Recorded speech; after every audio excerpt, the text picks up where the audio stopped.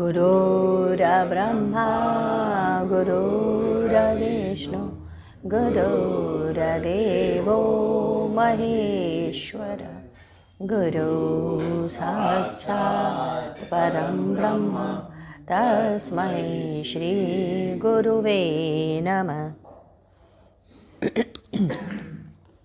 आइए आगे की तरफ पढ़ते हैं। 23 फरवरी सन 1997। आज के सत्संग में गुरुदेव ने एक शेर कहा, न गर बुरा कहे कोई, न गर बुरा सुने कोई, बख्श दे अगर खता करे कोई। ए खुदा के बंदे, तू रोज़ खुदा की बंदगी करता है। तू भूल जाता है कि बंदगी करने के बाद तेरे पास कुछ नहीं रह जाता। जब एक बार तूने सिर झुका लिया तो तेरे पास क्या रह गया। बुद्धदेव कहते हैं, जो भी कहना है अभी कह दो, तत्क्षण कह दो, कहीं हो सकता है कोई बात छूट जाए। महावीर स्वामी ने कहा, अरे भंते, तूने अपने लिए जो कमाई की है, कमाई नेक नियति की हो। तू लोगों को माफ़ कर दे अगर उसने कोई तुझसे खता किया हो।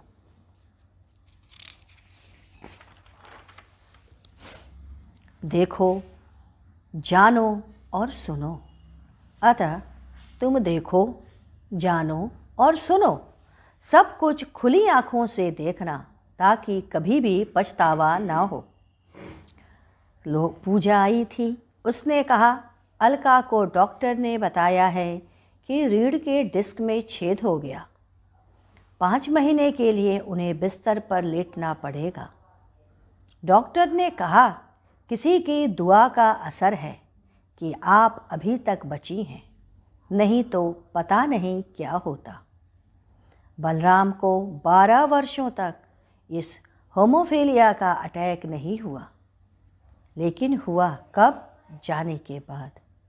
इसलिए सारी घटनाओं पर ध्यान दो और अपने आप को निहारते रहो। गुरुदेव ने कहा, प्रभु हमारे अंदर छिपा है, हमें केवल उसे जानना है।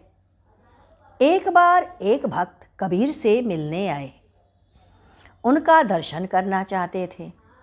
तो पता चला कबीर किसी मित्र के यहाँ मरनी पर गए हैं।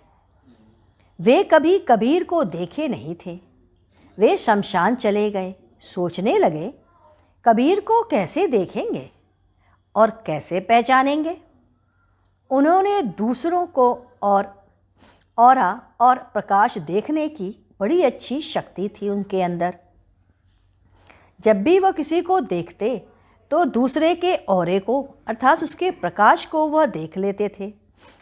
उन्होंने देखा शमशान में सभी का औरा बराबर था। जब कुछ दूर निकले तो सब लोग चल दिए संसार में आए। जो जितने संसारी थे उनका औरा मध्यम होता चला गया, परंतु एक आदमी का था औरा ज्यों का त्यों था।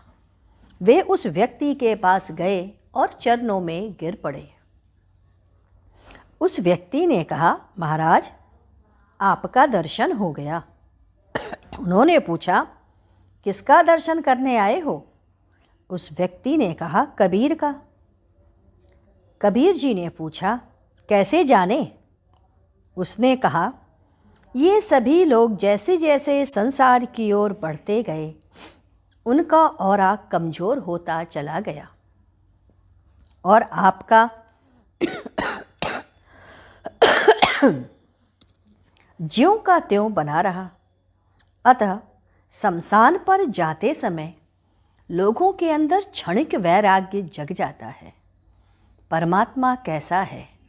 दूध नहीं जानता कि मेरे अंदर दही है, और दही नहीं जानता कि मेरे अंदर मक्खन है। एक ने पूछा, ब्रह्म कैसा है? दूसरे ने कहा, मेहंदी को तोड़ लो और लगा लो, हाथ लाल हो गया। वैसे ही भगवान हमारे अंदर छिपा है, हमें पता नहीं। उसी को उजागर करने के लिए तुम्हें साधना करना है और उसको उजागर करने के लिए साधना करते हैं। इसके पश्चात 25 फरवरी सन 1997। आज के सत्संग में गुरुदेव ने कहा, तन्हाई में रहने की आदत डालो। जैसे धन को तन्हाई में रखते हैं जिससे कोई चुरा न ले। काम भाव के समय तन्हाई खोजते हैं। मल मूत्र त्यागते समय तन्हाई देखते हैं। उसी तरह जब भगवान से संपर्क करते हो तो तन्हाई होनी चाहिए। अतः दो भाव आते हैं, मनमता और गुरुमता। वह गुरु करता है जिसे सांसारिक कष्टों से मुक्ति मिले एवं स्वार्थ की पूर्ति हो जाए, और जब यह हो जाए तो वह गुरु को छोड़ देता है। वह गुरु का संपर्क तब तक बनाए रखता है जब तक आत्मा को मुक्ति न ले, जब तक वह निर्विकल्प समाधि में न चला जाए। जब शिष्य अंतिम स्थिति पर पहुंच जाए तो गुरु की आवश्यकता नहीं पड़ती। अतः दो बातें आती हैं, विवेक और वैराग्य। जीवन में कठोर होकर मत रहो। जो तनाव बना रहे जीवन को संक्षिप्त हो जाता है। नाना प्रकार की व्याधियां आती हैं। अतः कहते हैं, जो मिल जाए अध्यात्म में उसे स्वीकार कर लो और हमेशा रिलैक्स रहो। परंतु इतना भी नहीं कि आप गंदगी भी न साफ कर सके। आप 2 रोटी में जीवित रह सकते हैं तो तीसरे के लिए परेशान ना हो। यह वैराग्य नहीं हो सकता। वैराग्य में दान देने की प्रवृत्ति होनी चाहिए। आप जिएं और मरने की तमन्ना न करें। जीने के लिए मत जिएं, यह आप उसका उपचार करें। भगवान से यह ना कहें मुझे बचा लें। संसार में ऐसी कोई चीज़ नहीं बनी जो बिना दूसरे के प्राप्त होती हो। केवल आत्मज्ञान ही ऐसा है जो स्वयं से प्राप्त होता है। अतः वैराग्य आपका इसलिए जगता है, संसार में अकेले आप कुछ नहीं कर सकते। संसार का सारा कार्य दूसरे के द्वारा ही होता है, मेरा कुछ भी नहीं है। वैराग्य और तन्हाई पसंद करो। एकांत में होने से ही वैराग्य जगता है। अतः वैराग्य के लिए संतोष का होना अति आवश्यक है।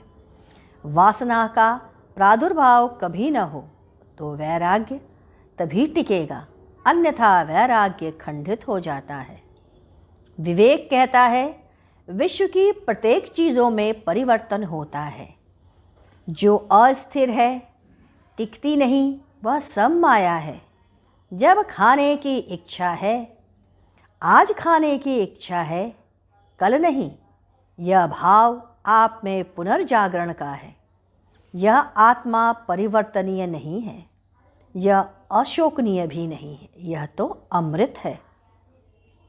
आत्मा के अतिरिक्त समस्त वस्तुओं में परिवर्तन है, समस्त चीज़ों में नश्वरता है, यह विवेक कहता है।